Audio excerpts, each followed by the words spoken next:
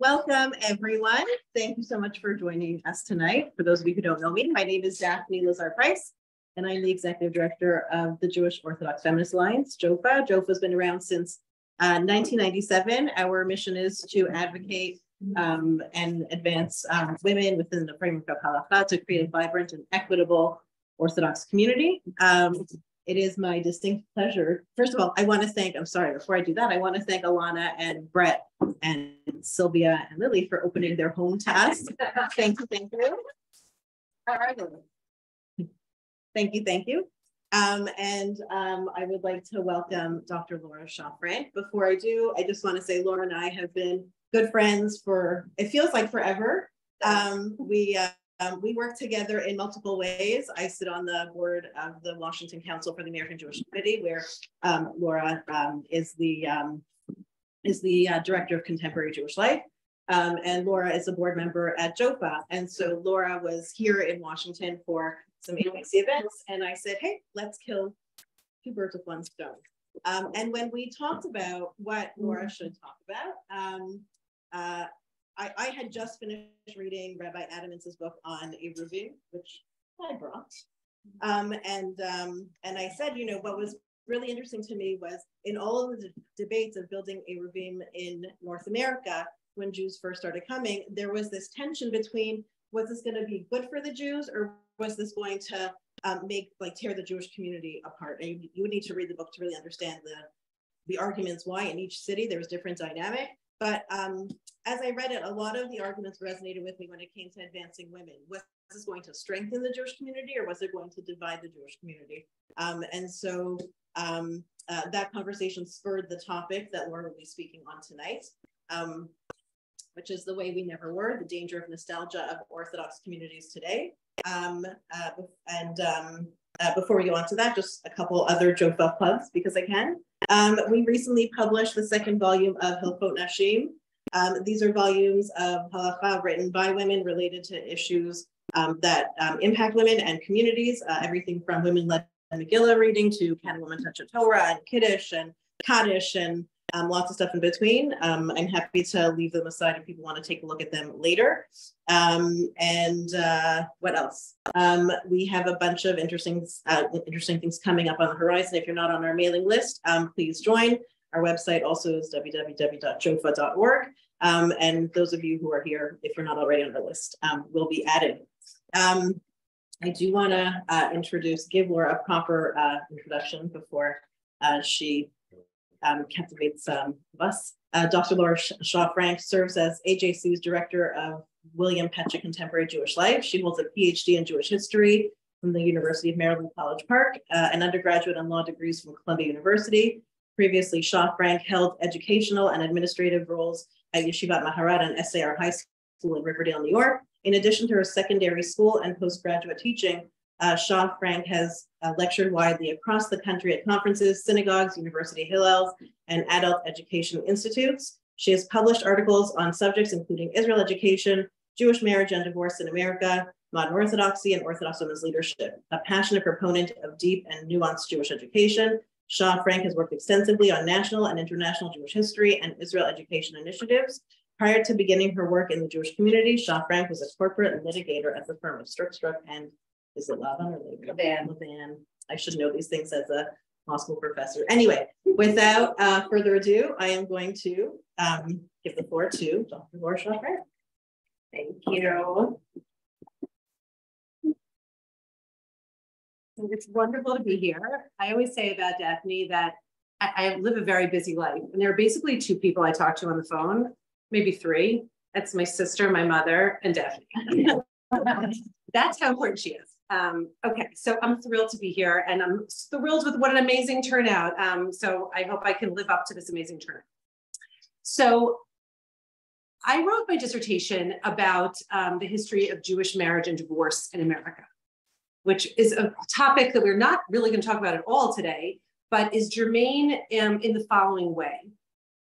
As I was researching all kinds of courtship stories and things that people wrote about their marriages in the 19th century and how they met their spouses and all this kind of stuff.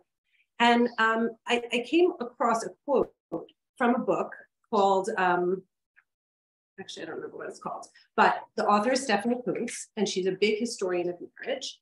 And she wrote in the book that people talk about marriage in their current era in a way that says, oh, marriage today is such a flop. Everyone is getting divorced. Everyone doesn't pay attention to the importance of maintaining relationships. People are just not the way they used to be. In the past, marriages were good. People were loyal. People didn't commit adultery. People loved each other. And she quoted a sociologist named Amy Kaler, who said, the invention of a past filled with good marriages is one way people express discontent about other aspects of contemporary life. And that quote struck me so much because, of course, every generation says that the marriages in their time are horrible and the marriages in the past were good. And of course, that can't possibly be true, right? It just can't. And that made me think. It made me think a lot about the way we present and represent history in our own time and the way we categorize the past that may have never actually been. The reason I entitled this talk The Way We Never Were is because of another book by Stephanie Kuntz that is called The Way We Never Were, that is a book about various periods in American family life that we think were a certain way and actually weren't. The thing that she talks about all the time is the 1950s, right? So what do we think about when we think about the 1950s and marriage and families in America? Stepford wives. Stepford wives, exactly, right? The woman dressed in a little high heels and a little skirt with apron, and she was, vacuuming her floor all day long with a big smile on her face, and, she had 2.2 children and a white picket fence, and everything was great, and her husband went off to work, and she met him with a really dry martini when he came home and all that stuff. And in the 1950s, people talked about the fact that that was traditional marriage. That was the way people always were, except that the 1950s are a complete anomaly. They never existed like that before. Marriage and families never existed like that before. The 1950s were a blip on the radar screen, a decade, and then they ended and never shall be seen again. So this notion of the way we never were, like, in the 1950s, people saying, it's a return to traditionalism, return to the way the family should be and all that stuff. The way we never were is saying, yeah, we actually weren't ever really that way. Okay, so that all of that to say, I wanted to talk about the way we as Orthodox Jews in our communities and communities more to the right, and often it happens in communities more to the right, but it happens in our community as well, how we think about the past, how we talk about the past, and what the methods of talking about the past or the ideas that we're transmitting when we talk about the past, what those might be doing to harm us today. Going back to the 1950s for a second, to the way we never were and that whole notion of that family. For women, as we know, in the 1950s, they felt unbelievably trapped. Okay, white middle-class women felt unbelievably trapped by that notion of the way we never were, right? They were trapped in their homes. Many of them wanted to work. They wanted to go out and do things, but they were told, well, this is a return to traditionalism. This is the way it always was. You need to just deal with it. And that notion of rooting that life for women in a past of this is the way it's supposed to be was very damaging to women. And we all know what happened after that. Women broke out of that in the 1960s and the feminist movement started and et cetera. So I want to talk tonight about what we might be doing when we talk about the past of Orthodoxy, what we might be doing when we think about the traditional past that we imagine in our minds, and what damage that might be doing to us as an Orthodox community today. It also could be benefiting us, but we're going to talk more, I think, about how it might be damaging us. Okay, so you have source sheets, and I always like to teach from a source sheet because I feel like it keeps everybody anchored. So we're going to start with source number 1, which is Rabbi Simon Schwab. So I'm going to tell you a little bit about him, and then I'm going to ask somebody to read his quote. So Rabbi Simon Schwab was an Orthodox rabbi. He was born in Germany, and he escaped in the 1930s, as many people who did, to the United States. He was a rabbi at Sheriff Israel in Baltimore. And then he went to Kaladat Jeshurun in Washington Heights, that very storied, I don't know how many of you have heard of it, but it's a very storied German, like Samson Raphael Hirsch kind of community in Washington Heights. He helped, when he was living in Baltimore, he helped found Beis Yaakov of Baltimore. He was a very, very well-respected, very renowned rabbi. And what we're going to read from him is a quote about the way he thinks we should be talking about history. Okay, someone want to read? Go ahead. What ethical purpose is served by preserving a realistic historic picture? Nothing but the satisfaction of curiosity. We should tell ourselves and our children the good memories of the good people, their unshakable faith, their staunch defense of tradition, their life of truth, and their great reverence for Torah and Torah sages. Rather than write the history of our forebears, every generation has to put a veil over the human failings of the elders and glorify all the rest, which is great and beautiful. This means we have to do without a real history book. We can do without. We do not need realism. We need inspiration from our forefathers in order to pass it on to posterity. Okay, so what's the purpose of history in the mind of Rabbi Simon Schwab? Inspire. Inspire, exactly. Just don't confuse yourself with the truth, right? What you need to do is think about what's the great stuff you can take from the past, and the rest of the stuff we don't really want to talk about. Of course, that's not the modern way of studying history. We don't valorize the past. We examine it critically from a number of different viewpoints, and we kind of analyze it, etc. So the next quote I want to share with you is from a professor, a scholar named David Lowenthal, who actually lived almost the same time as Rabbi Shimon Schwab. And he actually created a kind of studies called heritage studies. So we're going to read his quote, and he uses the word heritage. But in your minds, I want you to replace heritage with Orthodox history, okay? Because that's going to help us understand why this is so germane to what we're talking about now. Okay, so someone want to read David Lowenthal? Go ahead, Barbara. Heritage should not be confused with history. History seeks to convince by truth and succumbs to falsehood. Heritage exaggerates and omits, candidly invents, and frankly forgets. Heritage uses historical traces and tells historical tales, but these tales and traces are stitched into fables closed to critical scrutiny. Heritage is immune to criticism because it is not checkable fact, but credulous allegiance. Heritage is not a testable or even plausible version of our past. It is a declaration of faith in the past. Heritage diverges from history not in being biased, but in its view of bias. Historians aim to reduce bias. Heritage sanctions and strengthens it. Okay, so in this quote, we see that an agenda that one could have in an Orthodox history is to say, this is what the past was, because it helps us inform the way we should be today.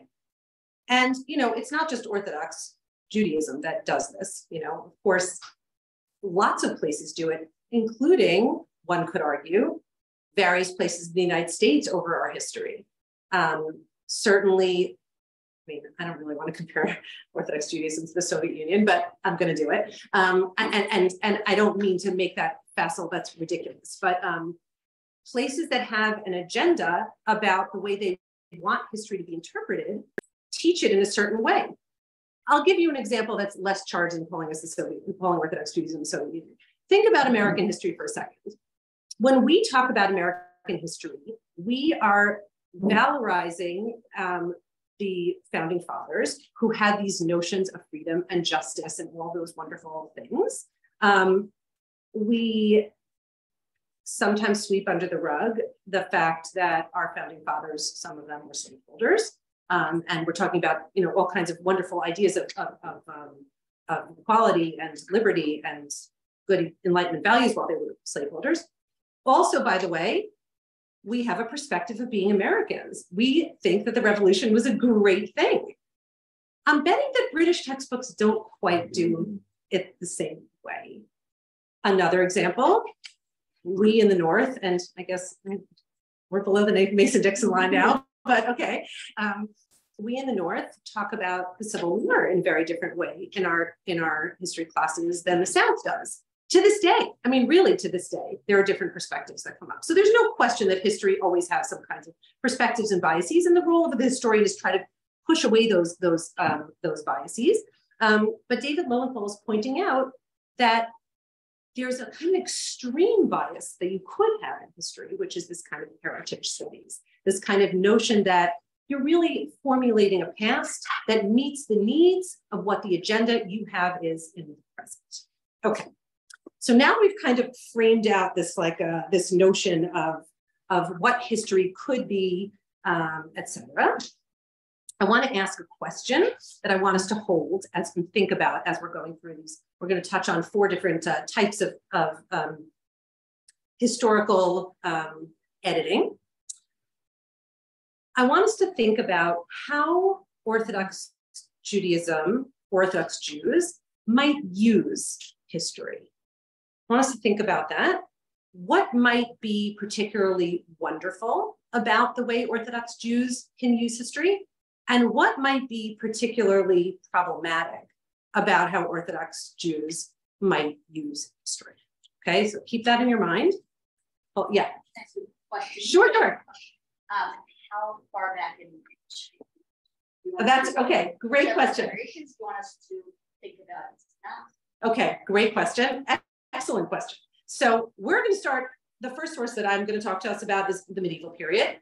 It's a particularly good question because, of course, Orthodox Judaism is in and of itself a modern movement, right? So you're nodding your heads. This is not news to you, but Orthodox Judaism is an invention of modernity. It is something that started in the 19th century. Before that, it's not that people weren't frum. Of course they were frum. They're frum going back way back. But the notion of an orthodoxy that sort of eschews change, that is sort of seals itself off from the society around it, that was not medieval Judaism. That was not early modern Judaism. That's something that happens once modernity comes along, and modernity is very, very dangerous to orthodoxy. We all know that, right? We live in the world of that danger, right? The danger that the modern world poses to us as Orthodox Jews. And we as modern Orthodox Jews try very hard to live in this gray zone between tradition and modernity and try so hard to hold them both together, even though it's very, very hard for us in so many ways.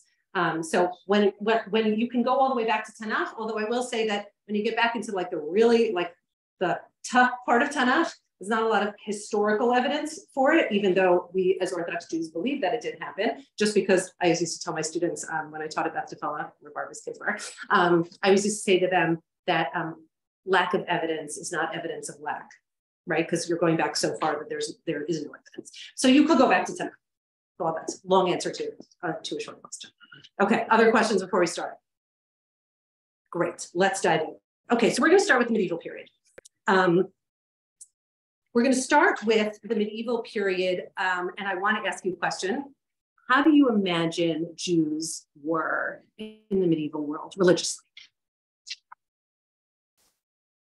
Like overarching, not specifics. Like, what do you think when we talk about medieval Jewry? How would we categorize them to the extent we know anything about them? But just imagine. Do they obey halacha? Yes, of course they do. Do they listen to the rabbis? Totally. Do they try to change laws on their own? No. Do they know their gender roles? Yes, they know their gender roles, right? Okay, well, I'm about to upend all that. Okay, so there are a couple of amazing books on medieval Jewish history. The sources that I have here are from a couple of them, but particularly from a book by Elisha Baumgarten called Practicing Piety. It's a fantastic book. So let's look at these 2 sources from the medieval period, and then we're going to think about what they're trying to say. Okay, so I'm going to read this because I want to emphasize certain words, and you're going to tell me what's going on. This is about tzitzit and tefillin. Any commandment that can be done in private should be done that way. But in order to teach others on the basis of his deeds, he should carry out commandments like talit and tefillin in public, lest people say this or that commandment need not be performed. Therefore, he should do them in public. Even if people mock him, he should perform them publicly, for ultimately he will receive a reward for the shame and the sorrow. Sefer Hasidim. What's going on here? Why are this Sefer Hasidim focusing on Jews, Jewish men, putting on talit and tefillin in public? What could possibly be going on there? Why? I'll give you a second to think, and then I'll clue you in. maybe people aren't doing it. Maybe men aren't putting on talis and tefillin, and they want to encourage public observance of this mitzvah in the hopes that it's going to encourage those who are not doing it to be shamed into actually doing it. It turns out that this is actually the case. There are literally dozens of sources that hint at the fact that men were not wearing tzitzit or putting on tefillin on a regular basis. That some did, but some didn't. So this notion of this like monolithic medieval Jewish community that was so frum and everyone is obeying the law and everyone is doing what they're supposed to do. And today we're so horrible because, you know, we're sleeping late and we're not going to Minyan and we're on our phones and whatever. And the kids don't go off to secular college and they do this and that. Guess what? They also were doing that in the 1200s and the 1300s and the 1400s. Okay, so that's one picture, men. Now let's think about women. So we would imagine that women, of course, they're not putting on tefillin or wearing tzitzis. That would be completely crazy in the medieval era, but it's not. Look at the second source. And the Maharil said that it is not clear to him why there are certain women who place themselves under the obligation to wear tzitzit. And they asked him, why does he not protest against the Rabbanit Bruna, who lived in his city and always wore a talit katan? She always wore tzitzis. And he answered, perhaps she will not listen to me. Even though I have seen women who wore 4 fringed corners, and today too there is one in our neighborhood, it seems to me that this is a bizarre thing and is considered arrogance. What is going on here? Clearly there's at least one woman, but it seems like more than one woman wearing tzitzis. Once again, I gave you one source, but there are actually many sources that show that women were wearing tzitzis, even tefillin. This is not totally widespread. It's a handful. I don't want to make it sound like it was like, you know, huge groups of women. It's a handful of women, but they're doing it. And more importantly, look at this Rabbanit Bruna. I wish I knew her. I would love to talk to her. Because why is the rabbi going to tell her not to do it? Because she's not going to, my God, clearly she doesn't feel beholden to listening to this rabbi. Am I real? Like, really? She's not going to listen to him, but she wasn't going to. This we also know, by the way, not just about women's issues, but about medieval times in general. There's lots of cases we know where men and women don't listen to the rabbis about lots and lots of things, and halacha changes because of it and all kinds of things. So this notion of the medieval world as being a world where, you know, people knew their place and people observed halacha and people listened to the rabbis and women did what women were supposed to do and men did what men were supposed to do. It's not really true. It's mostly true, but it's not completely true. Okay. So what does that do to our understanding of the project? Yeah. If she's a Rabbanit, isn't she potentially someone that people look up to also? For sure. She's maybe married, maybe she's important to her own right, maybe she's wealthy, or maybe she's married to a rabbi. It's unclear who she is. We don't know, but it's certainly, she has this title Rabbanit. She's an important woman. She's not like, you know, some poor schlub. Yes, for sure. But that also like makes us think. It makes us think about the power of important people to make change, right?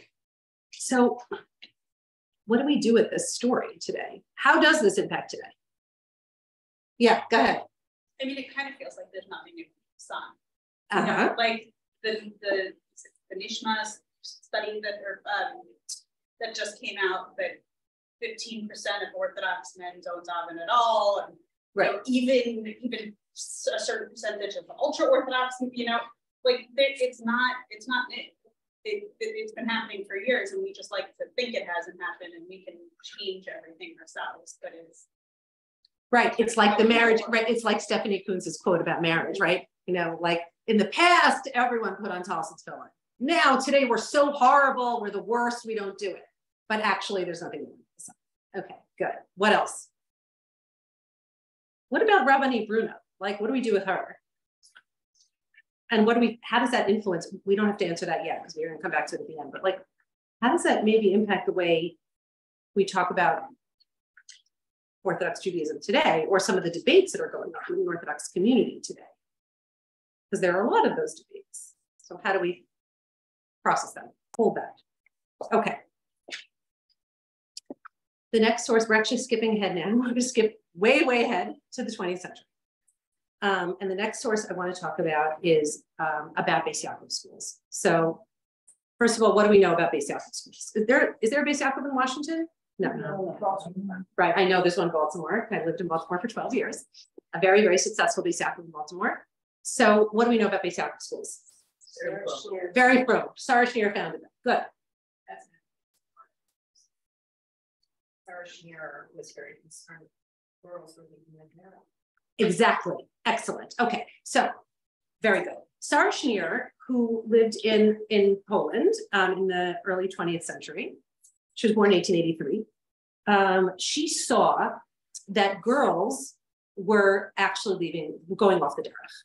What does this mean? Girls were not allowed to get a Jewish education. It's hard to imagine that today, that we actually lived in a world in Eastern Europe in the early 20th century where it was usher for a girl to get a Jewish education. So what did parents? Yeah, they had Sena Rena, which was like, little Parsha homilies in Yiddish, but they weren't allowed to go to Jewish schools. It was very unusual for them to go to Jewish schools. By the way, this is not the case in Germany, right? Shimshon Raphael Hirsch and sort of the modern, the neo-Orthodox of Germany, they did educate girls, but Eastern Europeans, they literally said it's forbidden to educate girls. Girls should not get a Torah education. And what was happening is these girls were doing terrible things. First of all, they were, forget off the derech, they were going to convents and converting to Catholicism. Why? Because their parents, God forbid they should send them to a Jewish school, would send them to Catholic schools because they were required to send them to school, like the Polish authorities made them go to school. And the Catholic schools were conservative, small c conservative. So they weren't going to learn bad things there. So they went to Catholic schools and they studied French and they studied music and they studied all this stuff. And then they turned 17 or 18 and their parents said, okay, it's time to get married. Here's the yeshiva bacher you're going to marry. And they were like, I can't even talk to him. I have no commonality with each other. He's been learning in yeshiva for a million years. He knows a ton of Gemara. I don't know anything about, except for what I learned in my mother's kitchen table. And I'm speaking French and learning about art and music. And so they would run away to convents and convert to Catholicism. So this was a disaster. And Sarah Schneer saw this and she said, we've got to educate girls. We have to. So the story goes that Sarah Schneer, I don't know how many of you know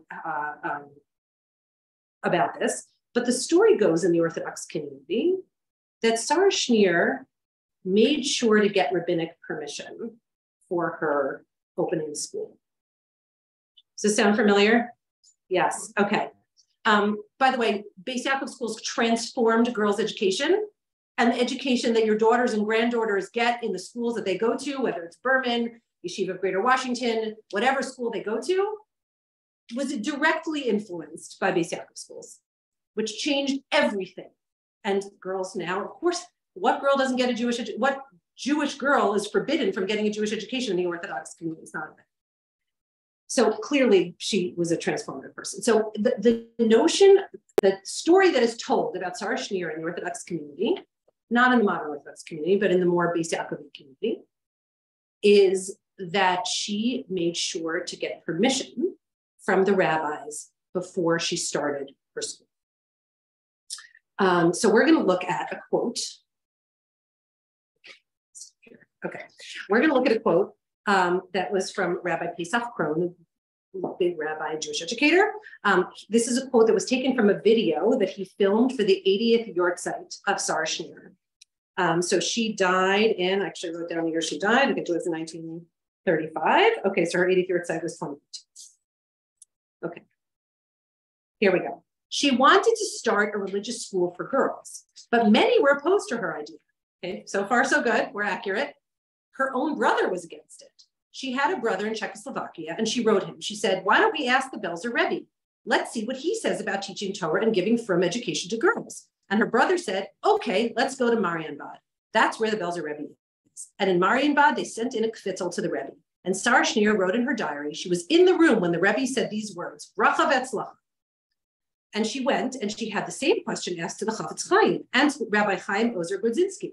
They were the leaders of Klal Yisrael, and both of them agreed that now is the time to teach Jewish girls Torah and to start the schools. And finally, they decided to go to the Imrei Emes, the Gera Rebbe, and he too consented and said it was the right thing to do at this time. Now she was energized. Now she was not going to be stopped. She never went back to sewing again. She was a seamstress. Now her mind and her heart were set on teaching girls Torah. Okay, this is basically 100% wrong. And it's sad, but it's true. Okay, so the only source for her conversation with the Belzer Rebbe is Sarah Schneer's own memoir.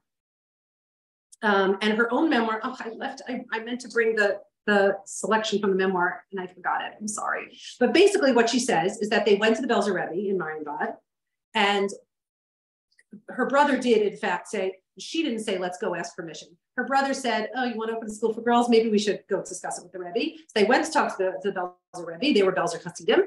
And she said to the Rebbe, she wrote in a kvittel, like wrote in a note, and it was passed into the Rebbe. And the note said, we want to educate girls in the ways of HaKadosh Baruch Hu, something like that. Like, that's it. That was the whole thing. And he said, bracha v'atzlacha, go for it, right? Like, what does that mean? It could mean I'm going to sit at the dining room table with my mother and learn how to bake challah. Or it could mean, I'm going to Yeshivat Maharat. It could mean anything in there. It was very like a little one-liner. Okay, so that happened. And after the bracha v'atzlacha, she did indeed go and start the first Beis Yaakov school. None of those other rabbinic approbations happened before she started Beis Yaakov. None, not single one. She went home and she started the school. Did the Belzer Rebbe know what she was doing? No, he actually didn't know what she was doing. And when he found out what she was doing, he didn't let Belzer Hasidic girls go there. Okay, so this is farcical. It's ridiculous. What actually got Beis Yaakov its rabbinic approval was it was incredibly successful. She started out with like 20 girls. In 5 minutes, it was 40 girls. Other cities came calling to her, can you please start it in our city? She started training teachers, sending the teachers out to other cities. They started Beis Yaakov schools, etc. So what is this rabbinic approval story all about? Well, what happened was the Agudath Israel, which was then a political party in the Polish government, saw that this was becoming successful. Now, they wanted women's votes because they were actually a party in the Polish government. So, and women had just gotten the vote in 1918. So they said, we're going to go get all these rabbis to give a stamp of approval, not because they needed to be the stamp that was permissible halachically, because they were already doing it, right? The schools were already happening. They didn't need the halachic permissibility to start it. They wanted a strategic way to kind of fight the opposition that was bubbling up, that was saying girls should not be learning Torah.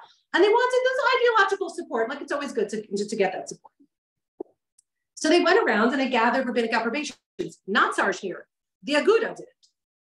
The letter from the Chafetz Chaim that he talks about here, that she went to the Chafetz Chaim, that letter is dated 1933, 16 years after the first Beis Yaakov school. So,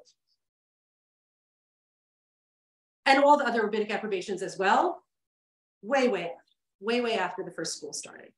What really happened is that Sarah Schneer just did what she wanted to do. And she did not get rabbinic permission to do it. She saw a problem and she did a grassroots thing to do. She just went and fixed it. And thank God she did, because now generations and generations of frum women have been influenced by amazing Beis Yaakov schools. Okay. Someone have a question over here? No. Okay. So same question as I asked about the medieval sources. What does this do for our understanding of the present? What do we do with this story? It's heritage, not history. It's totally heritage, not history, but why? What's in it for the Orthodox community to paint the story this way? And by the way, the false narrative has been told so many times that everyone just believes it, right? It's not. A friend of mine, Leslie, who Daphne also knows, Leslie Ginsburg Klein, who lives in Baltimore, is a very, very dear friend of mine. she was the one who kind of put all these pieces together and was like, oh my God, the Chavetz Chaim's letter was written in 1933. Wait, what is going on here? And she wrote an amazing article, which is in the Lair House. You can find it online, about this whole thing. So what's the agenda? Like, why is this? It is 100% heritage history. But what's the agenda? Why does the Orthodox community want to paint the story this way? Yeah. Like women get permission and help further whatever. Right. God forbid Sarah Schneer did that on her own, because what example did that set for women today? It sets a terrible example for women today. It says that women can do things without asking permission first from men. So that's exactly what's going on. We know the Orthodox community, and even in the modern Orthodox community, but certainly in the more yeshivish community, there's an enormous stress on consulting rabbis before we go ahead and make change. There's a great deal of trepidation toward change. And guess what? We get that, or at least I get that, right? Of course we have trepidation toward change, because our way of life, as I said at the beginning, on some level relies upon us holding modernity at bay. And we kind of have to do that, even if it's something as stupid as, how are we going to start to continue to function in the world without a phone on Shabbos? I don't know how that's going to happen. Like, we can't get into our hotel rooms anymore. We can't do anything without those stupid phones. So at some point, our lives are going to become so mechanized, the rabbis are going to have to figure it out. And guess what? It's going to be awful, because then we're going to have those stupid phones in our lives on Shabbat also, right? So I understand very, very deeply that keeping modernity at bay, modernity isn't always good. Modernity can be bad, really bad. So keeping modernity at bay is very important for our traditional lifestyle. We have a lot of trepidation toward change. Particularly, though, our trepidation toward change often resides in the realm of women. And of course, as we know, one of the main innovations of modernity is this notion of individualism, this notion of self, this notion that people have the right to pursue their dreams, to pursue their happiness, to live their fullest life, to be equal to one another. These are all dangerous notions of modernity. They're not so modern anymore. They're a few hundred years old, but modernity. And so because that is dangerous to our lifestyle and our tradition and our halacha, and I'm sure that many of you live with the same kind of dissonance in your head that I live in, being a passionate Orthodox Jew, a firm person who has to somehow live in a world where I'm keeping one side of my brain thinking one way about gender roles and the other side of my brain thinking another way about gender roles. It's hard, it's very hard to do.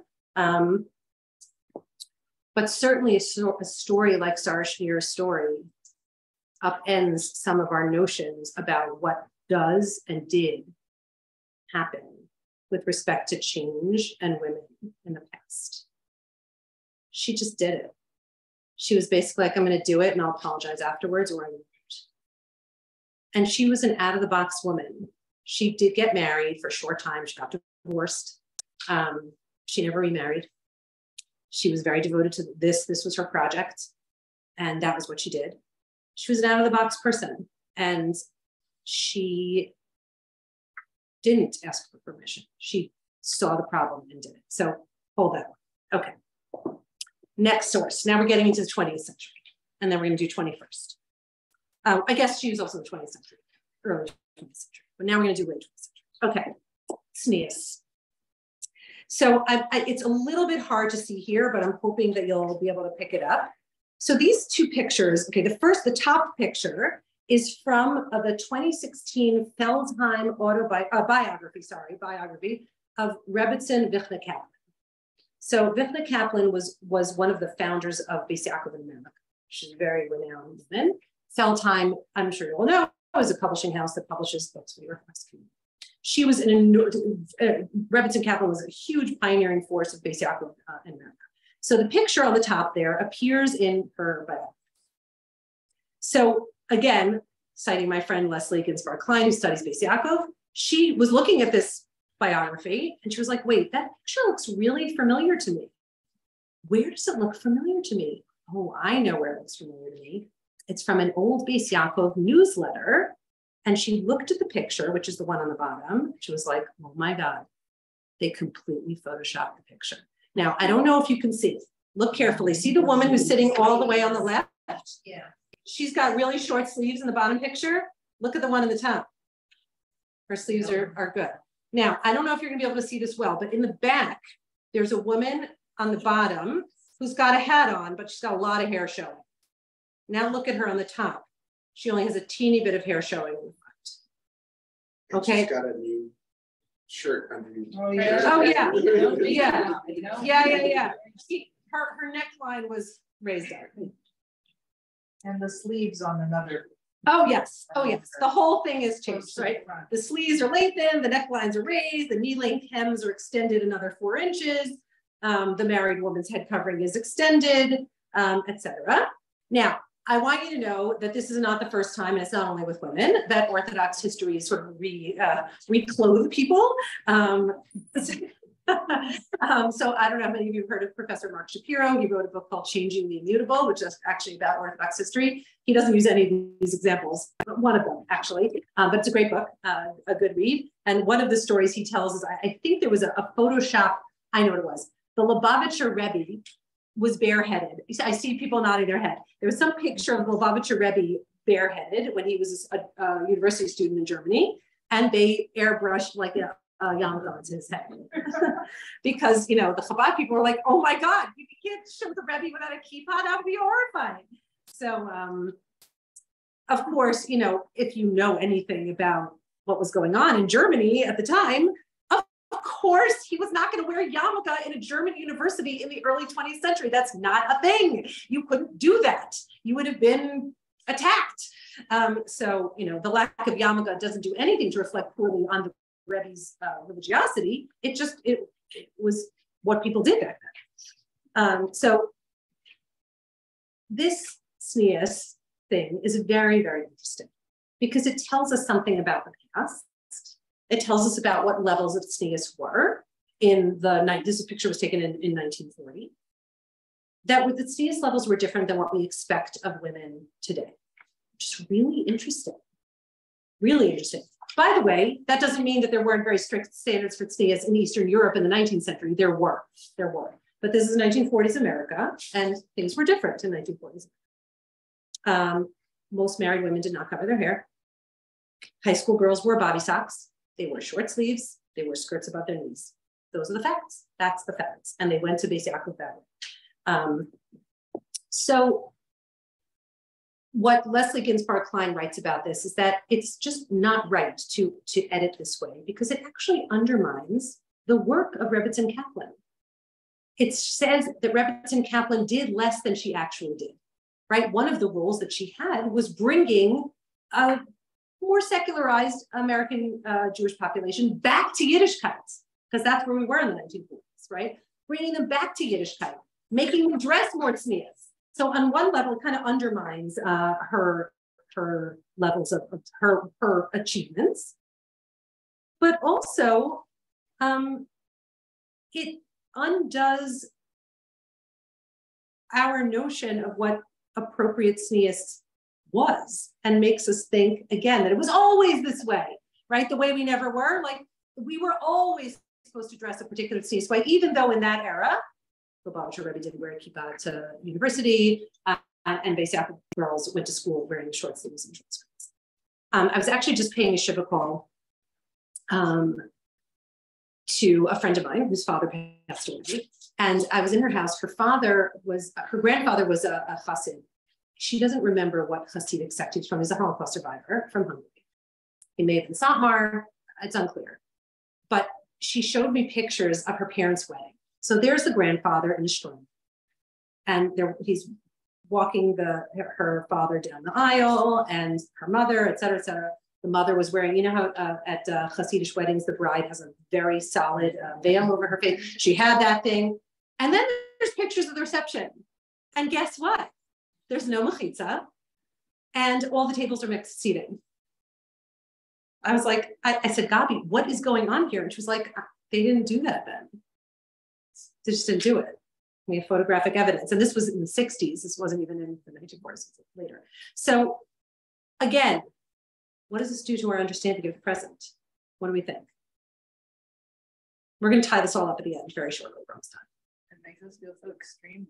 Yeah, it does make us feel very extreme now. Indeed. Is there an issue with comments? So if you're living in a xenophobic place, Mhm. like Germany Right. or France, Mhm. when Bob Shirley went to school, you would not wear a kippah. Right. Whereas with a very tolerant time, Correct. people dressed, people in the 1940s were mostly not religious in America. Mhm. So we're not looking at social and historical component as well. There's a context that's being left out of this conversation. Yes, that is true. It is true that there's absolute, well, right. I mentioned that the Lubavitcher Rebbe in his German university, he could not have worn a kippah because he would have gotten attacked. Right. There's no way he could have worn a kippah. By the way, girls are still taught more than boys and boys and kippahs. Boys are taught Torah, but secular studies are not considered important. Correct. And girls, the whole section of continues. Girls are actually very well educated. And that was a problem as well. Right. Because they tend to be smarter than the boys. They get jobs. They make more money. I don't know if they're smarter, but they're better educated. You know what I mean? Yeah. Yes. In the more Hasidic schools, right, or even in centrist schools, yes, girls get a better secular education than boys, and arguably the boys get a better Jewish education than girls. Yeah. Yeah. Well, I mean, in the centrist Orthodox, in the right-wing Orthodox schools, they're not learning Gemara, so that whole thing is being learned. Yes. So another reason for the way that we dress more openly Jewishly now, right? It doesn't cover the tznius issue, but it does cover the men wearing a kippah in public issue, is that it's much more okay now to be ethnic or like dressed in a more ethnic way. And that happened in the 1960s and 70s. It had a lot to do with the Black Power movement. It had something to do with the 6-Day War. It had a lot to do with a lot of things that we're not going to get into now. But that's when it started. That's also when people started giving their children Hebrew names, giving them names that weren't like American names, etc. So yes, there is a piece of that context. Tznius, less so. I think that maybe the social context for us today is that levels of modesty for women in the general population have become basically invisible. Like there is no standard, and that makes us, us who are trying to hold the line and trying to distinguish ourselves and hold that line with modernity, say we have to put up a higher wall in order to protect ourselves, right? Whereas in the 1940s, everyone was dressed pretty modestly. Not everyone, but the vast majority dressed pretty modestly. So it was less dangerous for us to dress perhaps a little less. Okay, last but not least, erasure of women. Okay. I'm sure you're all familiar with this notion that this is really a Haredi thing, not even a yeshivish thing, but really a Haredi thing, more in the Hasidic world than anywhere else, that women's pictures are being erased from publications, even women's names, sometimes even women's an invitation will not give the name of the bride, but will say like, child of so-and-so parents. Yeah, I know you're looking I'm crazy. It's true. I'm telling you it's true. Yeah, I've seen some of them, but certainly pictures of women have disappeared from many species. So what's the history here? So the history here is that this is a very, very new invention. It's an invention that's maybe like 20, 30 years old. It started to happen. It's increasing and increasing today, but it was never happened before. I put here a picture of the Washington Haggadah, which is a Haggadah from 1478. But I actually was looking at, when I was preparing, I was looking at countless Haggadot, and they all have pictures of women. Now, these are not photographs, but we know that even in cartoon land, and we can see this on the bottom, the picture that I gave you on the bottom. If you look, this is like a Lego doll set in an Israeli publication. If you look at the picture on the left, there are pictures of a mother and a girl, dolls of a mother and a girl, and the right side picture, the mother and the girl are gone, and they're dolls. They're like Lego figurines, and they're gone. So I'm going to count these women drawings in a Haggadah as women. I love this picture, Parents of the Year, and there's the okay. There's been research done to show that newspapers, Aguda newspapers in the 1940s, published women's pictures all the time.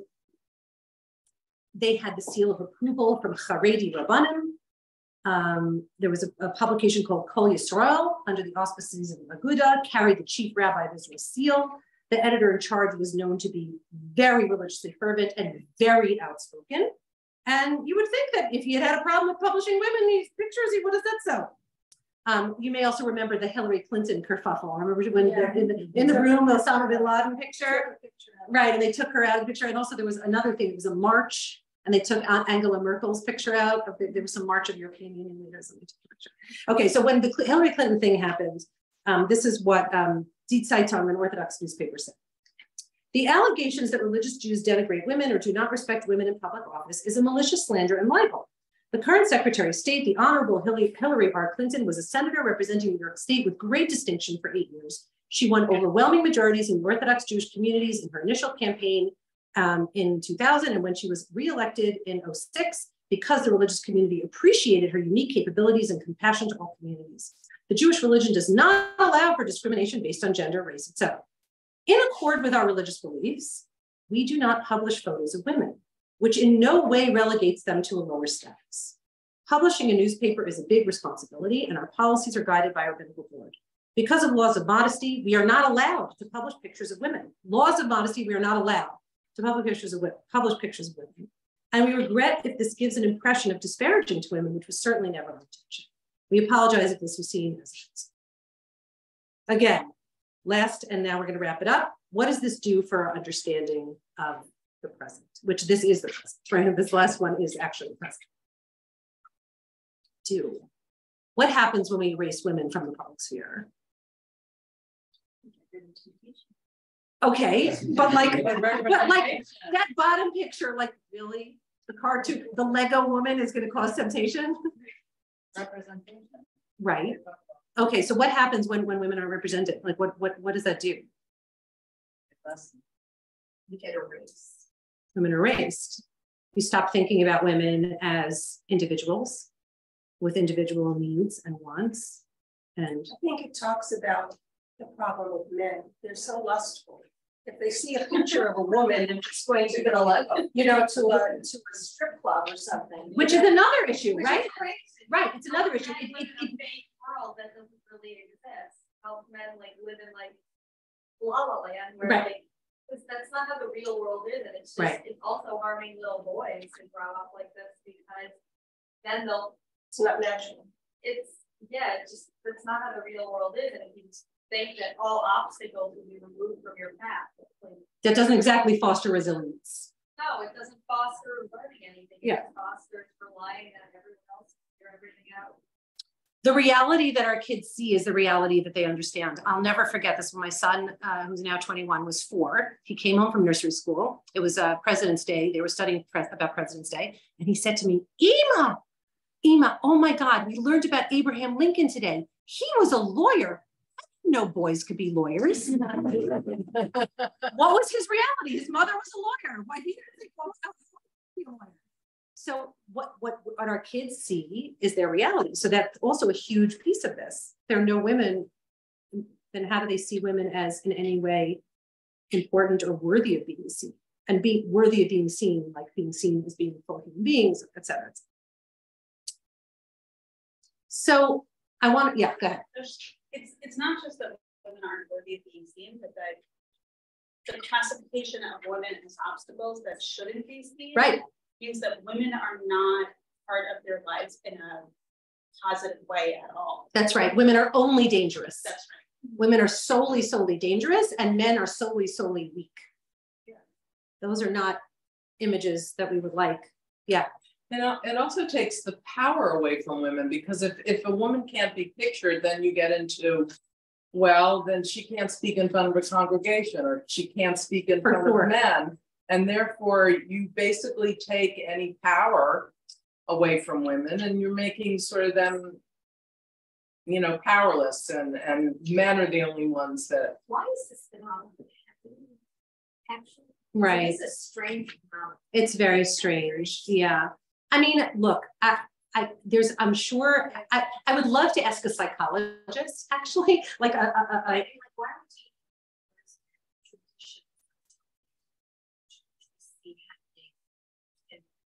Right. And it's very strange. It's very strange. It's very, very strange. And it's not just in Israel, but it's also here. It's not just in Israel. Yeah. It's the same reason that this started. It's because Hasidic men are leaving Hasidism. And this is the way of trying to keep them in, narrow their world, and then they don't know what else is out there. And narrow women's worlds too. So yes. Yeah. A different way than Arabs. Right. I mean, the bottom line is, right, you can close out modernity, but so much. Right. In a world of the internet, it's impossible. Like there's a lot of porous, the wall is porous. It's not like in the 1900s when you could close out modernity. You cannot close out modernity anymore. Do you want someone over in the corner? Did you want to say something? I would say that like this was a debate playing out in the letters to the editor section of the Jewish Link, which is a Jewish newspaper in like the New York, New Jersey areas where I'm from. And it was very interesting, like this organization. In the Jewish Link, really? Yeah, because they took an advertisement. Oh, okay. From, fine. like, it was like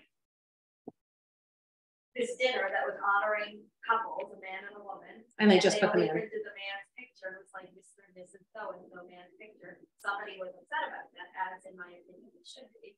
And wrote a letter to the editor about like this is sends the wrong message to our children and read the paper. And then someone else was like, but they practice Judaism differently than we do, and we should make room for different ways to practice Judaism. And then there was a response of like, if the way they practice Judaism is harmful, we should call it out. And right. Like this whole debate, like spanning several weeks of back and forth letters to the editor. Right. I don't know if they have an official policy on this now. Yeah, that's a good question. I don't know if they do either. I'll have to actually read the Jewish Link now. I get it delivered every week. I never open it. It's all right.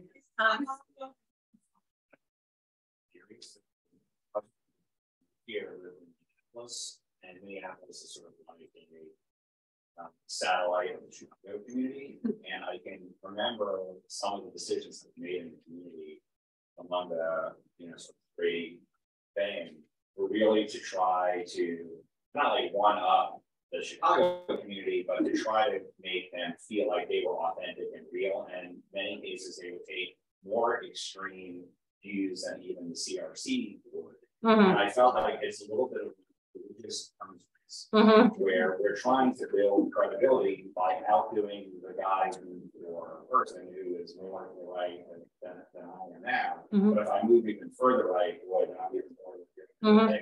And eventually you just keep shifting over, trying to outdo the next guy. I really feel like this religious embrace is part of what's going on. 100%. That's a very good point, and actually fits in very well to what I was saying about modernity, right? Modernity is becoming more and more dangerous to our way of life, and not less.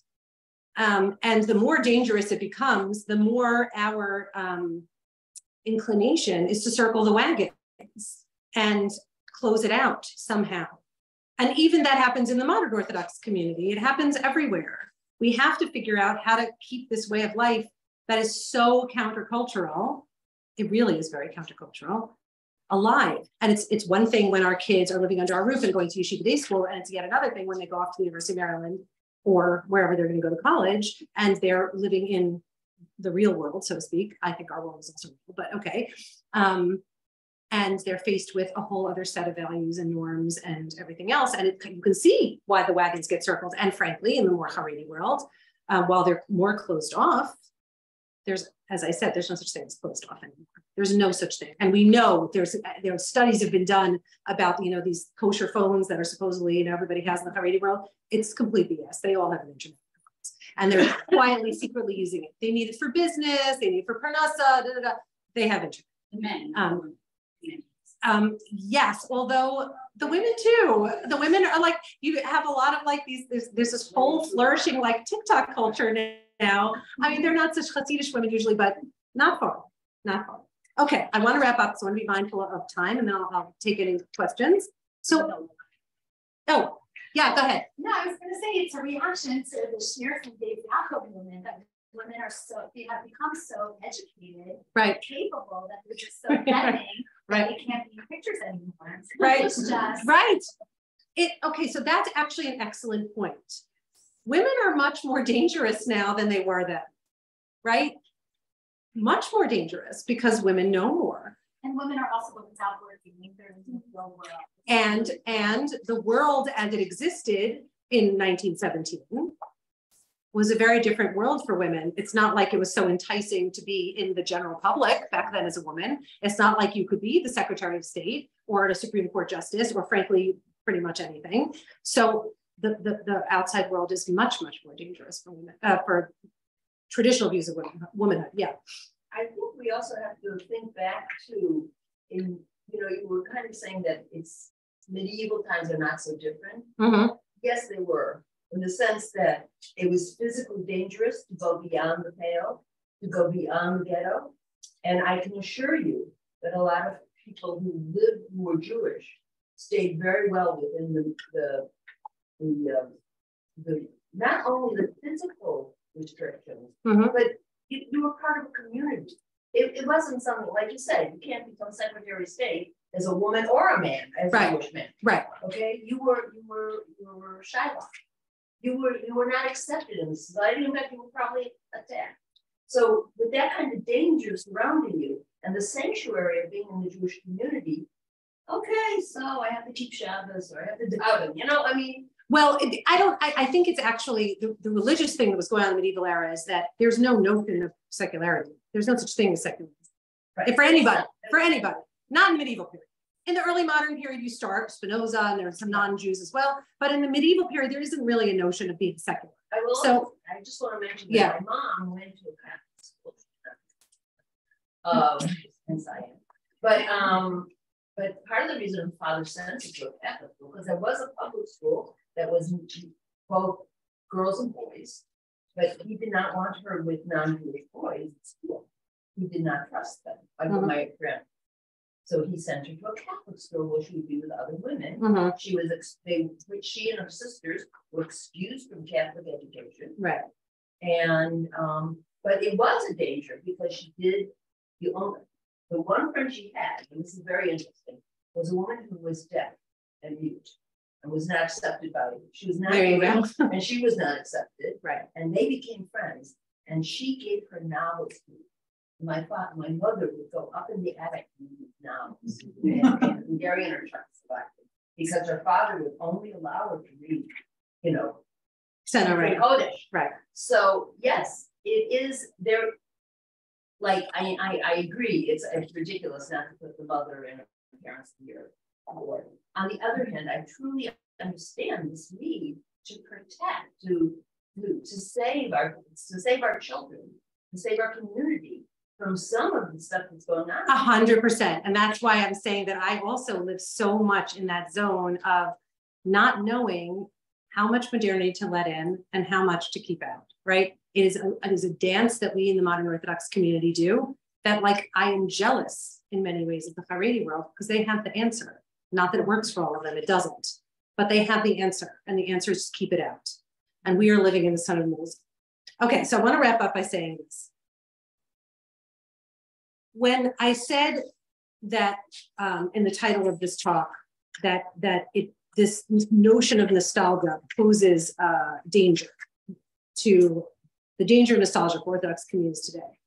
What I mean is that in order for us to grapple with the challenges that we face as a community today, it doesn't help us to erase the grappling of the past. They grappled in the past. They had trouble in the past. People didn't necessarily stay in their boxes. Women didn't necessarily say whatever the rabbi says I'm going to do. Women started schools. Women wore tzitzis, et cetera, et cetera.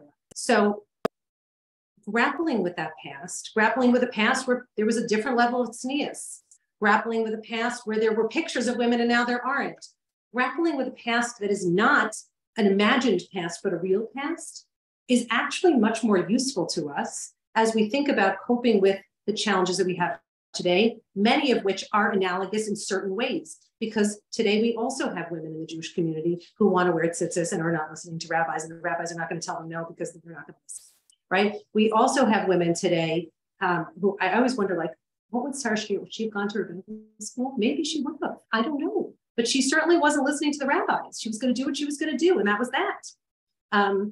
And I think that it behooves us to call out this fake history, this nostalgic representation of the past, in order to allow our community, which is already grappling with so much, to continue to grapple in the healthiest way possible. And for us to try to continue to find the spot, the sweet spot, and I think it's a range of sweet spots, to keep our community vibrant and successful and treading that fine line, whatever that fine line is, between tradition and modernity that's allowing us to continue to have a vibrant non-Orthodox community.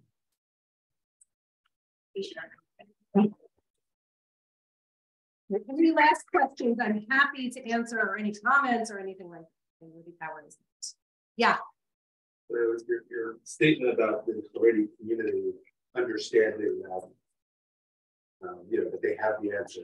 I don't think that they have the answer, because having taken quite a few flights directly to Israel from Washington, D.C., or going to Newark and flying on the same on United Airlines to Israel, where there are a lot of Haredim who can't seem to find their seats because they're worried about who they're sitting next to. I don't think that they have the answer. Right. Okay. So when they have to leave their bubble, well, then they get into conflict. Right. Live their own world. But other than that, they need to park their behinds. My Sabbath Days, everyone needs to read product. Excellent, excellent book. Excellent book. And you really get to find out that my friends that they left Yiddish faith there too, in Poland, that we have this romanticized view that they were better. Yep, and there's lots of examples, lots and lots of memoirs and novels. And era. Yeah, I mean, we all have these struggles, and it's always existed. We just like to romanticize. Yes, indeed.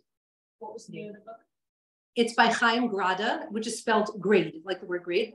It's called My Mother's. Yes, it's a translation of he's a very, very famous Yiddish author. And the book is called My Mother's Sabbath Days. I'm also thinking of, there's a fantastic memoir. Of course, I can't think of the name of it because I can't remember any names of anything. Do you remember, Sarah, do you remember, it's good to see you too. The memoir that was written by, Paulina Wengeroff. I can't remember the name of the book, but that was her name. She wrote a memoir about the impact of the Haskalah, the Eastern European Jewish Enlightenment, on her family. And oh my God, and talk about revisionist history. She blames it on her husband. She blames it this, that her children aren't religious, blah, blah, blah. But it's another great one. Also in 1800s about people off the derech and all kinds of things.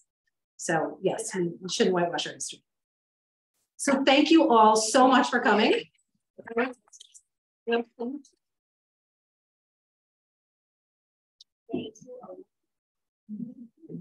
you.